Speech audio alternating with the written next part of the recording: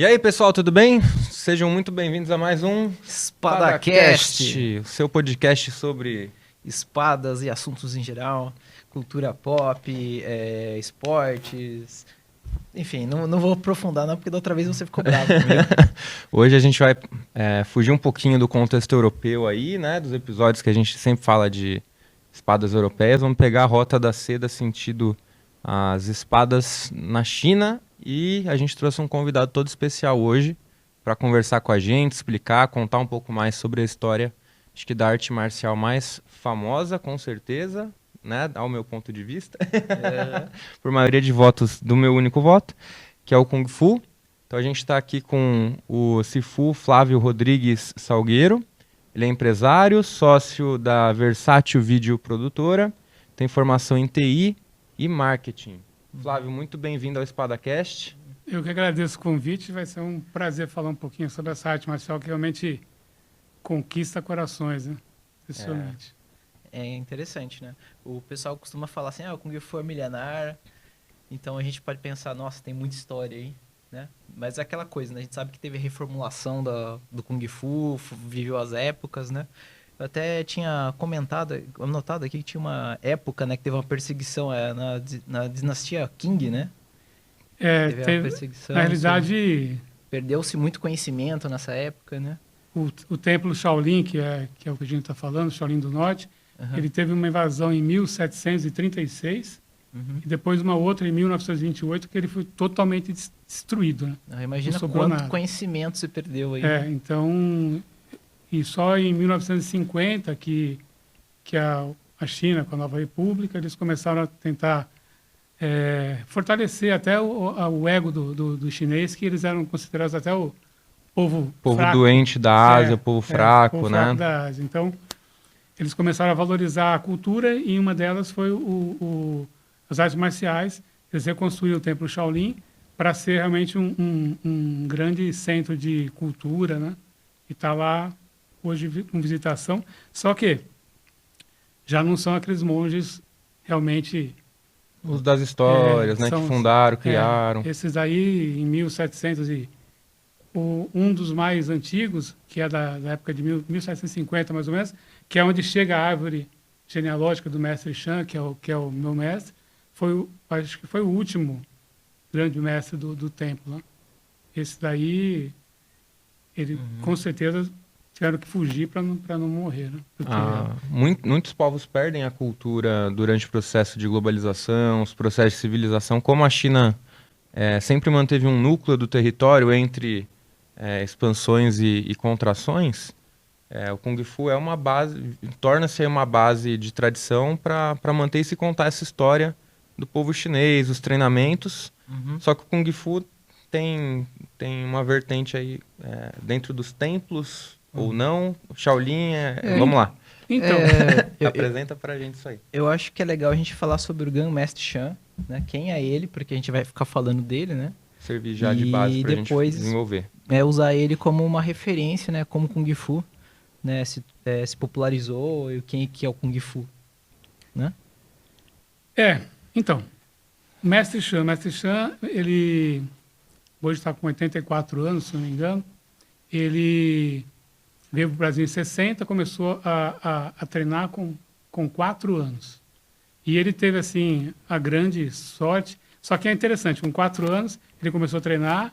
E uma vez conversando com ele, ele falou que ele treinava de manhã, tarde e à noite. O dia inteiro, então. Porque... E ele teve a oportunidade de treinar com os dois grandes mestres deles, que eram o Yan Sanhu e o Kurusana, que são os grandes mestres do Shaolin. E então através desse você consegue chegar com a árvore genealógica dele até 1750, que foi uma das últimas informações verídicas que você tem do Templo Shaolin, ainda com algum mestre realmente, antes da última destruição, que foi em 1928, que acabou com tudo, né? Eu fico pensando, 4 anos, né? Ele é muito novo, né? Fico pensando, como que uma criança de 4 anos pensa assim, vou treinar Kung Fu? Então, a gente tem, por exemplo, lá com o César, que é meu aluno que continua dando aulas, a gente tem, por exemplo, de terça e quinta, uma menina e um menino com 4 anos. É impossível você conseguir ensinar para ele alguma coisa.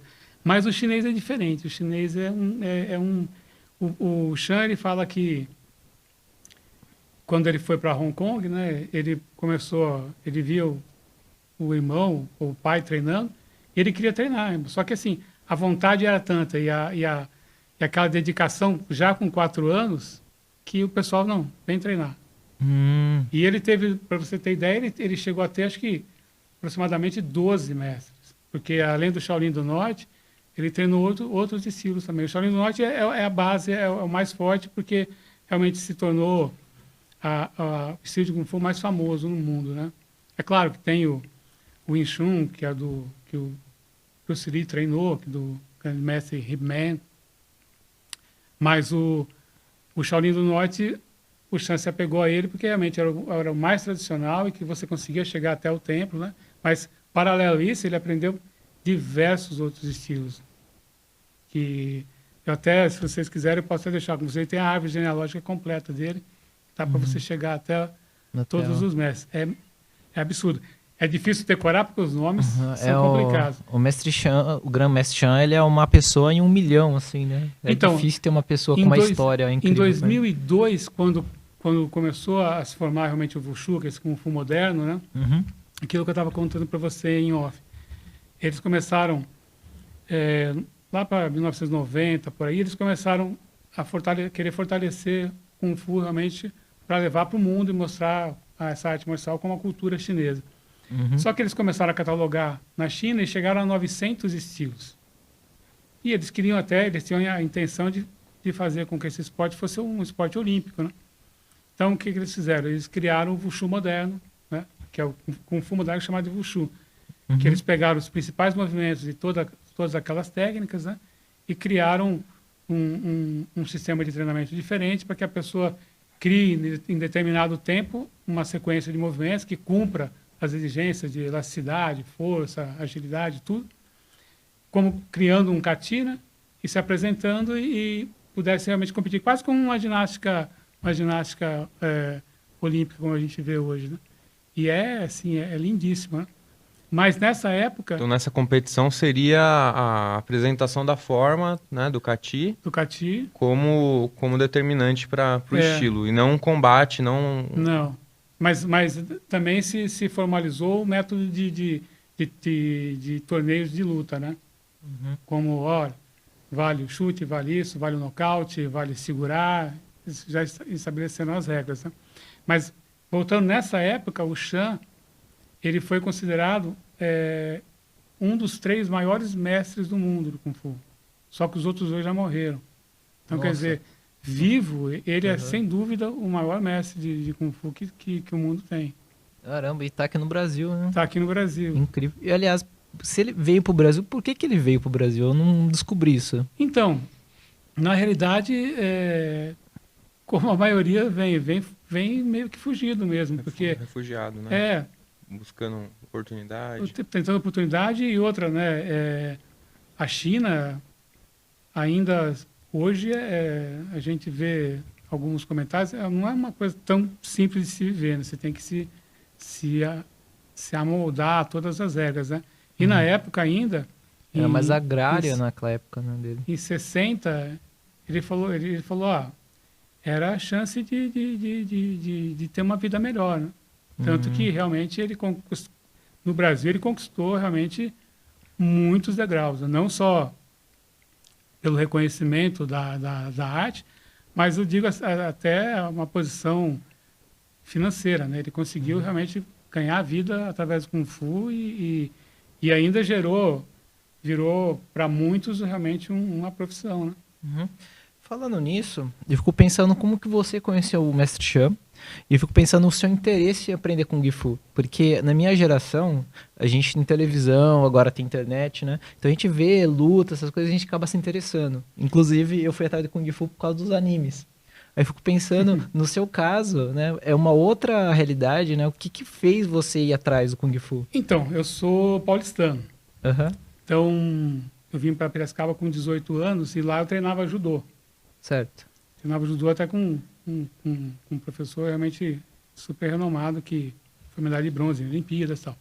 Vim para Piracicaba, e lá eu não conseguia, eu queria treinar Kung Fu lá, mas eu morava em Interlagos e a academia era na Barra Funda, era 2 horas de ônibus, e minha mãe falou, você não vai. Não, você tá louco. Não sei o que lá. Os caras quebram a parede lá, sabe? Tinha já tinha aquele negócio, "Pô, você vai lá, a parede é cheia de buraco, dos caras dar murro na parede e varar com a mão. Então tinha um... O seu sonho era derrubar a parede. E não faz isso numa academia de Kung Fu? Oi? Não fazem isso numa academia de Kung Fu? Então, e daí eu queria treinar.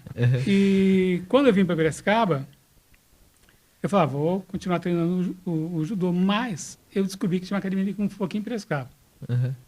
que era no Miguel Carvalho, na Benjamin, depois foi uma boate, alguma coisa, e era ali. Eles E era- socavam pamonha? Hã? Não. E era de sábado e domingo. E eu peguei e falei, vou lá, né? Daí eu vi o treino assim e falei, nossa, eu fiquei besta. E a vontade que eu tinha, porque na televisão passava o filme do Kung Fu com o David Carradine, que era super filosófico, aquela coisa. O cara nem era um lutador, ele era um bailarino. Mas tinha toda aquela parte da meditação, do esoterismo da arte. Era uma coisa assim, realmente, que te deixava, nossa, Fascina, né? monge Ah. é um... Quando vem junto essa carga filosófica, de reflexão, de superação, concentração, traz outros elementos que fogem do E que seria e que o é mar... que é o que interessava. E daí, quando eu fui nessa academia, eu vi o pessoal lá, um monte de gente lá, num lugar até que não é muito grande, no cavalo, que é a forma básica, eu fui parado lá, com a mesma disciplina que você via nos filmes, eu falei, nossa, meu, é isso que eu quero, né? Embora era sacrificante pra caramba, eu peguei, falei, vou lá, né? Comecei a treinar, era de sábado e domingo, o lugar não tinha ventilação, a gente chegava a desmaiar. Porque era um calor desgraçado em Piracicaba, né? Piracicaba vocês Ainda conhecem é. mais do que eu. E não tinha ventilação, a gente desmaiava. E o professor era chamava Laércio, na idade, o mestre. Ele era de Limeira. E ele realmente ele seduzia as pessoas justamente jogando essa parte da filosofia, né? Do oriental. E você ia lá com aquele respeito, aquela coisa. Era uma disciplina absurda, né? E muito legal. E eu comecei a treinar com Desde ele. daquela época, Limeira fica atrapalhando a gente, tá vendo? Ó, o pessoal de Limeira, perdoa Piracicaba, poxa. Limeira. E daí eu comecei a treinar. Daí chegou uma época, acho que foi em 80 e pouco, eu estava falando para vocês também em off. Fantástico publicou uma reportagem muito grande de um rapaz que tinha assassinado a golpes de karatê em Curitiba, se não me engano. E isso fez um alvoroço, porque o pessoal fala, mas espera aí, como o cara tem um golpe de karatê, mas como que essas academias deixam, está criando um monte de marginal, como que é? Como até há pouco tempo o jiu-jitsu começou a ser um pouco marginalizado por causa disso. Por A causa gente de comentou disso no outro episódio, que a nossa geração em 90, quando a gente buscava arte marcial, tinha essa mística de, mas aí você vai arranjar briga na escola, vai ser uma arma branca humana, né? Tinha todas essas coisas aí que... Porque tinha sempre tem, em cada arte marcial, tem sempre aquele cara que estraga, né? E daí aconteceu isso e começou a ter tentar o governo regularizar a profissão de instrutor de artes marciais, para que o cara, para ter uma academia, ele tinha que ser federado, ele tinha que ter algum respaldo técnico e um aval de alguma autoridade, né? E eu fui atrás do mestre, né, do Laércio. Na época, eu já estava como instrutor dele. E eu fui atrás dele, Laércio, tá assim, o pessoal está formando uma federação lá em São Paulo. Eu fui conversar, eu e um outro rapaz que treinava comigo, a gente foi para São Paulo conversar com o cara que estava formando a federação na época. E o cara falou, vocês têm que ter alguma informação, alguma coisa do mestre. Então eu fui pro Laércio, perguntei, Laércio, você tem algum diploma? E ele falou que não, que ele não tinha essa relação, que era... Ele não falou da onde ele aprendeu? Então, ele falou, né? Mas assim, ele falou que era um mestre espiritual. Eita. Entendeu? Na verdade, essa questão de mestre e discípulo em qualquer ofício sempre foi uma coisa informal, né? Hoje que a gente faz requisição de, deixa eu ver se seu diploma tá carimbado pelo MEC, né? A autoridade da sabedoria, da demonstração bastava. Mas o que eu né? entendi, o Laércio, no caso, ele praticamente inventou o treino, então. Então, eu não gosto assim de Ou ele se baseou exatamente, em... tem gente, a gente ouve um monte de coisa, eu vou ficar assistindo filme tirando forma, outros falam, não, eu vi ele como se tivesse alguém ensinando, sabe? Como eu acho que cada religião tem seu valor, e cada um acredita naquilo que quer, eu não posso pegar e falar para ele, olha, você está louco, entende? Porque minha verdade não é Soberana, né? soberana a nada. Então, o que eu precisava na época, embora os catis, as formas dele eram muito bonitas, era impressionante. Tinha uma beleza plástica e até uma eficiência bem razoável, né? E eu peguei e, como ele falou, me deu esse não, eu peguei, fui atrás da federação lá, falei com o rapaz, você tem que provar. Falei, mas provar? Eu vou inventar, falar que eu... A sorte que esse rapaz que estava montando a federação, ele não conseguiu ir para frente porque lá na frente, lá já na parte federal mesmo, eles exigiram, peraí, tem que ter alguém, se o esporte é chinês, tem alguém que tem um aval da China para fazer isso. E foi onde apareceu o Mestre Chan como um dos caras que trouxe o Kung Fu para o Brasil, né? E um cara que tinha o aval da China. E daí eu fui atrás do Chan, porque eu trabalhava na Exalc nessa época também, e um chefe meu tinha treinado com o Chan também. E nas revistas de Kung Fu que tinha algumas histórias, Mestre Chan Kouei, introdutor do Shaolin do Norte no Brasil e tal. Eu fui atrás do Chan. E foi até muito legal, porque eu cheguei para ele e ele falou assim, que estilo seu? Eu, Shaolin do Norte. Ele falou, meu Shaolin Norte, seu? Faz Kati. Eu fiz o Kati lá, sou no Kung Fu. Nossa. No Kung Fu. E eu estava como instrutor aqui em Pira, e a academia acabou ficando meio que na minha mão e do Ariovaldo, que era um sócio meu na época. Sócio não, um amigo meu na época. E Aí o chão Nossa, caiu, foi né? uma desilusão. E daí né? o chão caiu. Daí eu peguei e falei, e agora? Daí eu falei, Chan, posso aprender com você? E ele me aceitou como aluno. Nessa hora já tinha uns 30 alunos antigos. E quando eu falo aluno antigo, aqueles caras que tinham 30 e poucos anos de academia, tudo dando risada. E daí eu comecei a treinar no Chan. Eu trabalhava na Exalc, então eu fazia horário direto, saía às 3h30 da tarde daqui e ia segunda, quarta e sexta treinar. E pagando todos os micos possíveis. Porque cada vez que eu ia fazer uma coisa, esse treina charlatão, sabe? Ele treina Kung Fu falso. Agora está aqui comigo. Eu fazia uma coisa, tá errado. Podia fazer igualzinho que ele queria. Ele falava que estava errado. Quer dizer, foi um teste. Pegou no pé, né? Mas... Que é uma baita superação de humildade, né? Que você já estava como instrutor e de repente, né? Aceitar voltar e reaprender o que você acha que já sabe. Eu acho que em qualquer etapa na vida, em qualquer profissão, né? Foi onde teve alguns problemas. Porque, por exemplo, nem todos que estavam nessa época no mesmo nível que eu, na época, o Laércio ele tinha instituído um sistema de faixas que saía da preta até a branca. É o contrário. Ele falou, não, você está purificando. Então, você está saindo da preta para chegar na branca, né? Quando chega na branca, você dominou a sua alma. Né? Era mais ou menos por aí. E eu estava na amarela, que já era quase a última. E tinha, junto comigo, tinha outros também nessa situação. Não eram muitos, uns 5, 6, e nem todos. Falavam, pô, mas a gente já está aqui, tá não sei o que lá, pô, não foi legal, pá, o cara é bacana. Eu falava, eu não posso ficar com 100, nem que seja 10 alunos, não posso ficar ensinando uma coisa que eu não tenho uma procedência, que eu acho, para mim não funciona. Então eu falei, Chan, comecei a aprender lá. Quando eu aprendi o primeiro Kati, que é o Kati básico, que você está fazendo, eu perguntei, Chan, posso ensinar o primeiro Kati lá em Piracicaba? Ele precisa de diploma. Mas diploma são 11 Katis para você pegar o diploma de Shaolin do Norte. Demora 15 anos.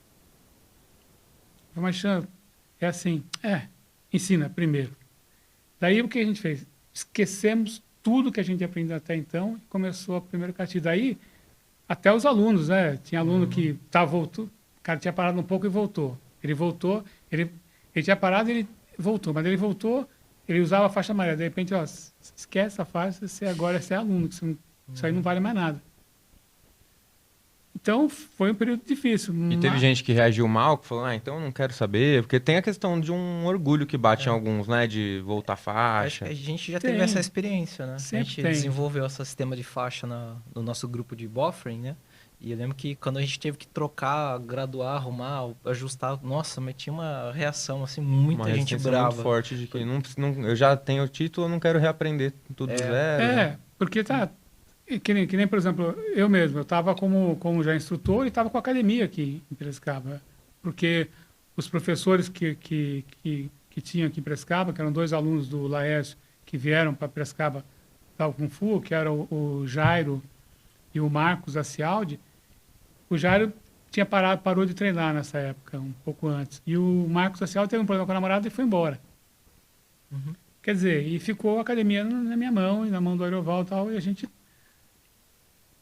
passamos por todos esses problemas, mas tinha que ser, não adianta. E eu até agradeço, até se for ver, porque sempre agradeço, porque apesar do Laércio não ter honrado com aquilo que ele estava ensinando, ele foi um instrumento para eu ter que procurar outra pessoa e dar um pulo, né? Então, Talvez se não fosse por ele, se não tivesse se mantido no caminho da arte marcial e não ia ter chegado no mestre chão exatamente. um dia, né? O interessante, né, é que todo professor, ele te ensina alguma coisa. Por mais ruim que ele seja, às vezes ele ensina você a ser o que é um mau professor. Eu já passei por um professor charlatão de Kung Fu também, tá? E Shaolin do Norte, inclusive. É duro falar charlatão, né? Eu acho meio É forte. uma palavra porque, meio porque forte. Você não, às vezes a pessoa... Pra pessoa é uma verdade pra ela. É, aquilo, né? verdade. então verdade. eu prefiro essa... Que é o Aham. caso do primeiro professor que você teve, Não, né? sim, Pra ele era é. uma verdade. Ele Então, não tava Assim, sofrendo com falar- isso, né? Vamos usar outra palavra, então. É. É um mestre que não... Não é diplomata. sem origem, sei lá. Sei lá. Não é nem seu... No meu Não, caso, não era sem origem. não reconhecido, era... né? Genérico, Era... similar. É difícil achar o nome, né? Mas Então, é porque assim, tem um youtuber, né, que ele é o Marco Jimenez. Ele é especialista em Kung Fu, ele estuda, ensina, tal. Então ele mesmo usa essa palavra, né? E eu lembro que quando ele descreveu, quando ele fez um vídeo falando mestre charlatões, né, aprenda a perceber quando o mestre é charlatão, eu lembro que eu fui anotando, sabe? Ponto 1, ponto 2, ponto 3. Quando eu percebi o mestre que eu tava me referindo, eu lembro que ele conseguiu bater todos os pontos. Gabaritou. Gabaritou, exatamente. Aí eu pensei nisso. E agora eu esqueci o que eu ia falar sobre isso. Que mesmo um mestre charlatão... sim, ensina- que ele me ensina. Hoje eu sou professor de esgrima histórica, né?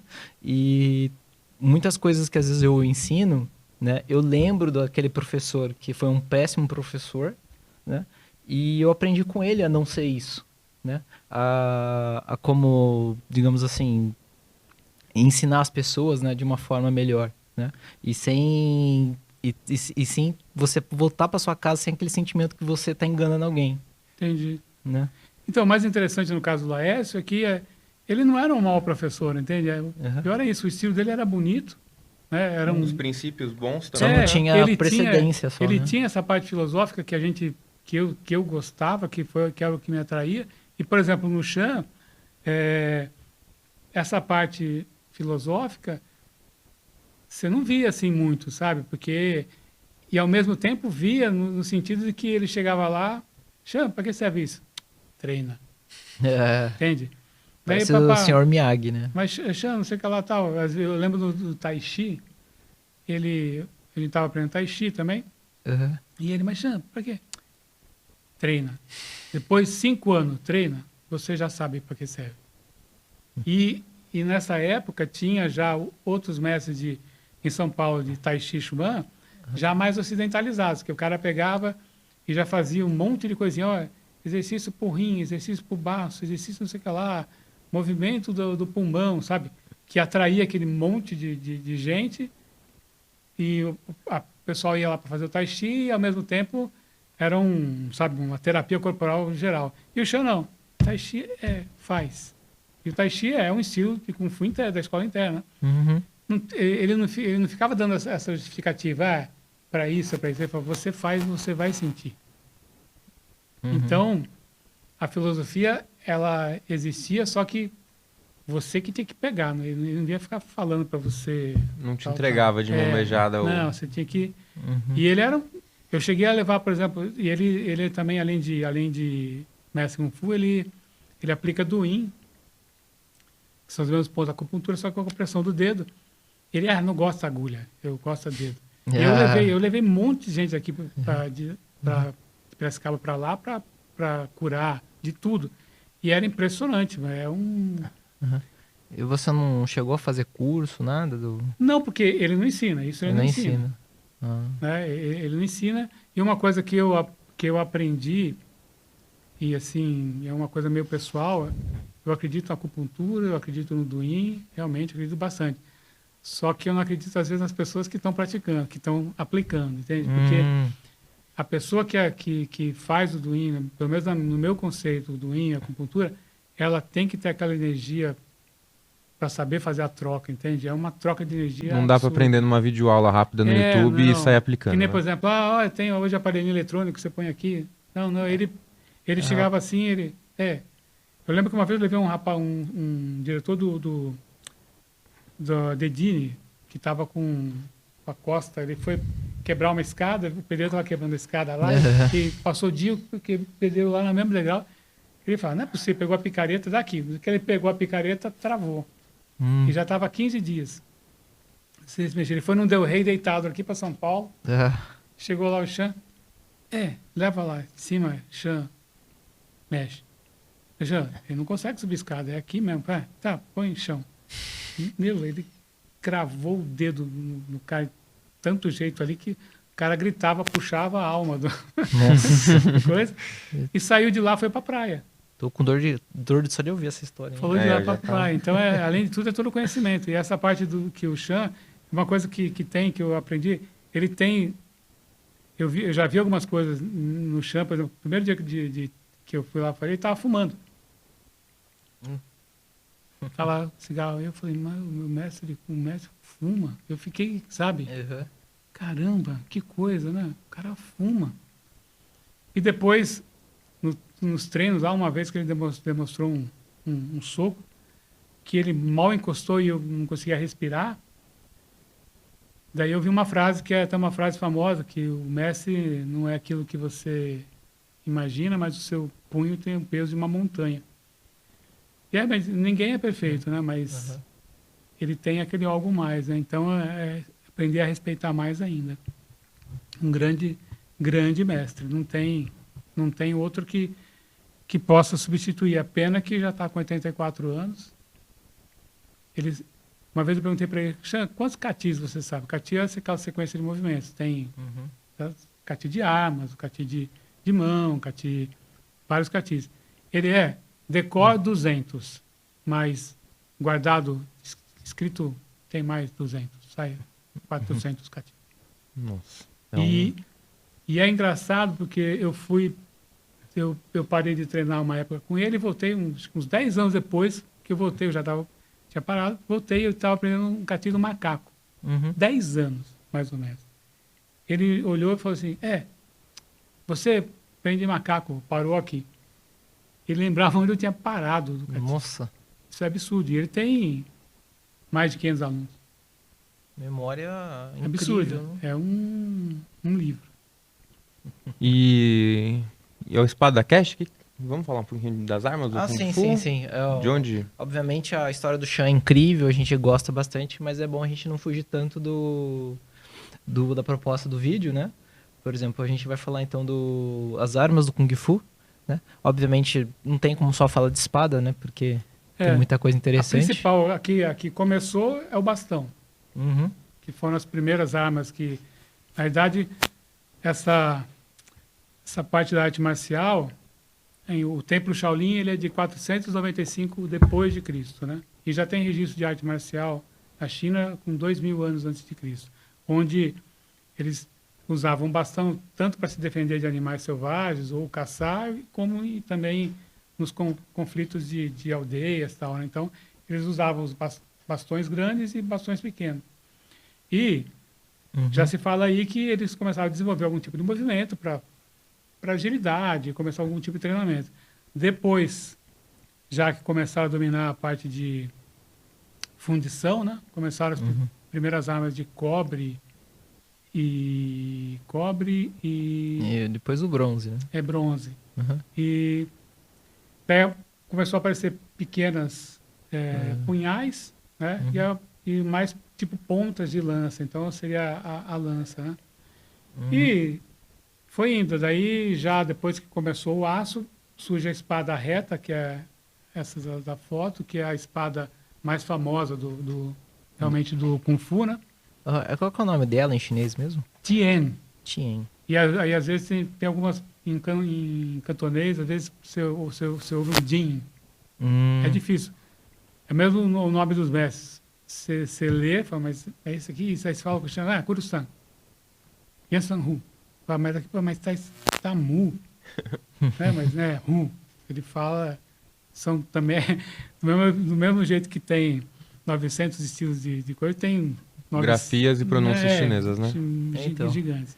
Tem que levar em consideração sotaques também, né? Também. Daí, o que aconteceu? Eles começaram também a desenvolver algumas armas saíram da própria agricultura. Né? O próprio nunchaku, que não é assim uma arma muito famosa no Kung Fu, mas era para bater palha de arroz, né? O Lin Chin Quan, né? E daí tem o Santiquan, que é o bastão de tipo um chaco de 3 partes. 3 partes, né? Quantal, tem meia-lua, tem daí os facões, né? Facão duplo, tem...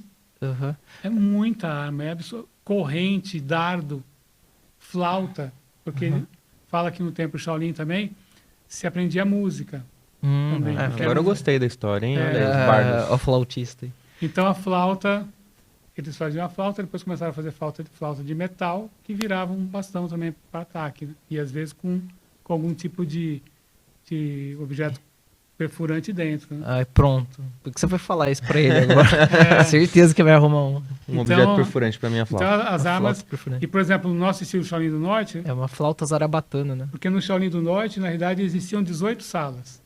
Cada sala se aprendia uma arte, um estilo diferente.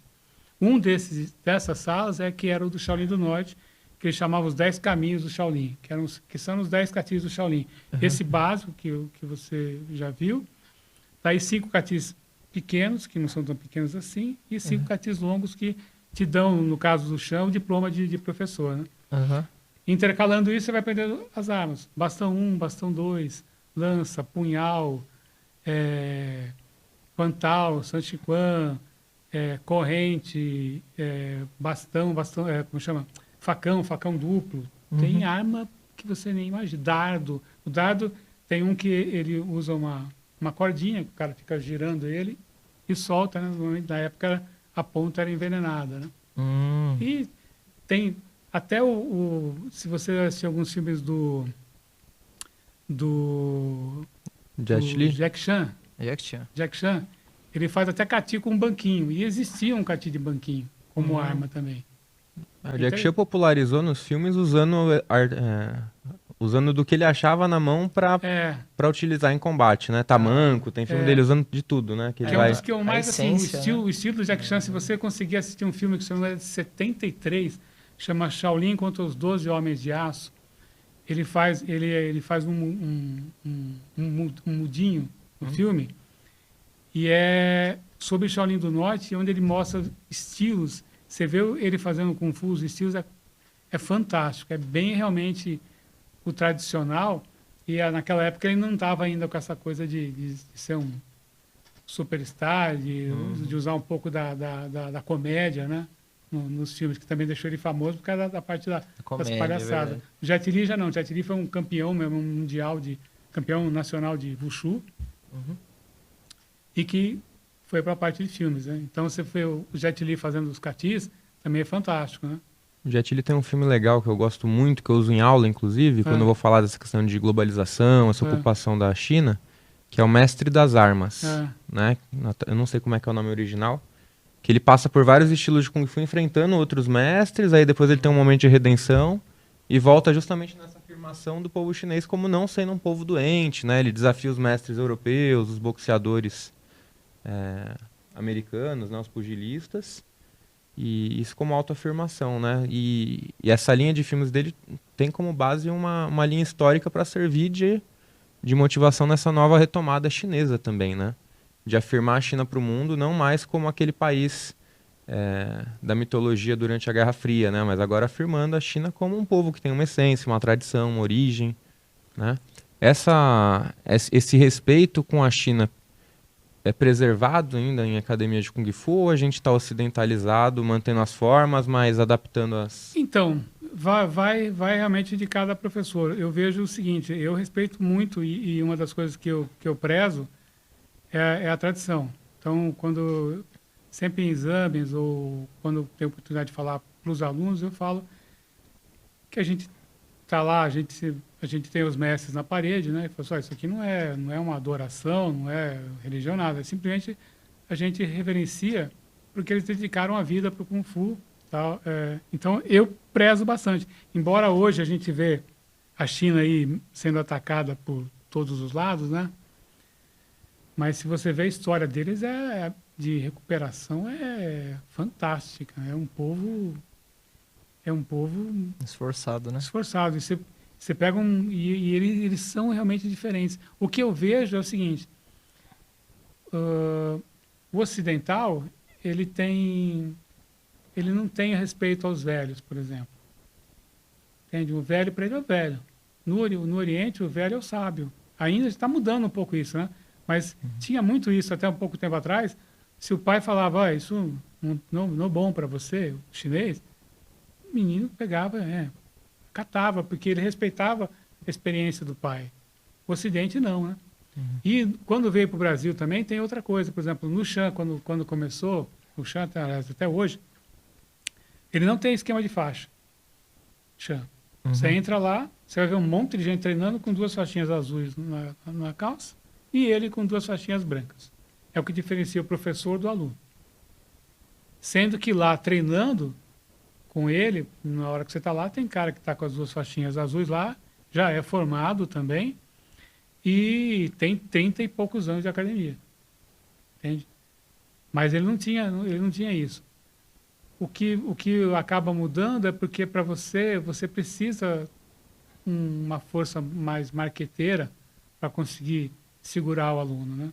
Você põe uma criança lá para treinar com 8 anos. Começa a treinar, ele treina, ele faz cati, pum, faz cati, pum, faz cati. Qual é a motivação que ele tem, entende? No caso do Shan, a motivação para nós é o Shan.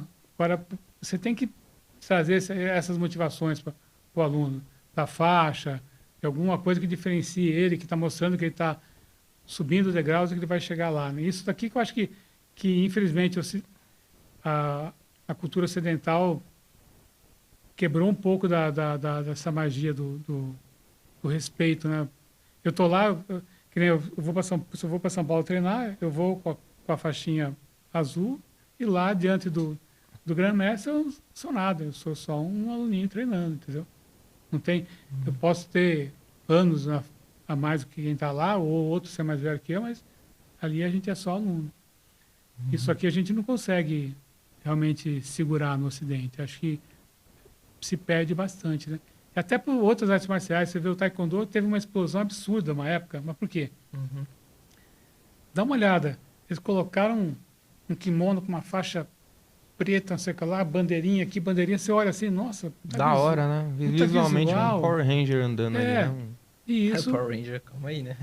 Não, eu digo, cores, né? Cores, Você cores, chama né? atenção, colete colorido, né? Capacete colorido. Eles tinham esse apelo visual. No Kung Fu mesmo do treino, o que era? Uma camisetinha branca, Uma calça larga. uma calça larga e já era. Só. Entende? É isso. E O pior é que exatamente fazia diferença na minha infância, eu lembro disso. Que a gente via karatê, por exemplo, e achava bonito o kimono. Então, quando eu fui fazer a primeira aula de Kung Fu na minha vida, eu lembro que eu fiquei decepcionado. Porque todo mundo tava de calça e camiseta. E o kimono, ele tem um lance ainda, que você pega uma pessoa que não tem um corpo muito bom, você bota o kimono, ele engana. O cara fala, nossa, Dá uma bem, encorpada, né? Não. Você bota uma camiseta e uma calça, fala, nossa, o cara, genética não ajudou, entendeu? Vai ter que trabalhar muito. Flávio, migrando para o final, alguma mensagem que você teria sobre incentivo para arte marcial ou não, né? Não, todos os incentivos do mundo, né? A única coisa que eu gosto sempre de falar é o seguinte, a arte marcial, ela é um esporte um pouco solitário, porque é muito você com você o tempo todo. Embora todos os esportes exijam o esforço individual, O autoconhecimento. o Kung Fu ele exige um pouco mais, porque ele exige que você, a cada treino, tente superar os seus limites de um jeito muito difícil. Você não tem, apesar de você estar na academia, ter os seus amigos e tal, não tem aquela coisa da vibração de um jogo de vôlei, um jogo de futebol, não, aquela coisa de conjunto. É você com você mesmo. Então, eu sempre falo para os meus alunos, olha, vai para a academia, treina. O dia que você tiver preguiça de vir, venha. Entende? Não, eu vou. Porque eu tinha isso quando eu comecei. Eu treinava de sábado e domingo, né, aqui, e era um treino pesado. Eu falava, já fui no sábado, domingo, eu vou descansar. Né? Eu não deixei de ir, mas eu quer saber, negócio, eu vou.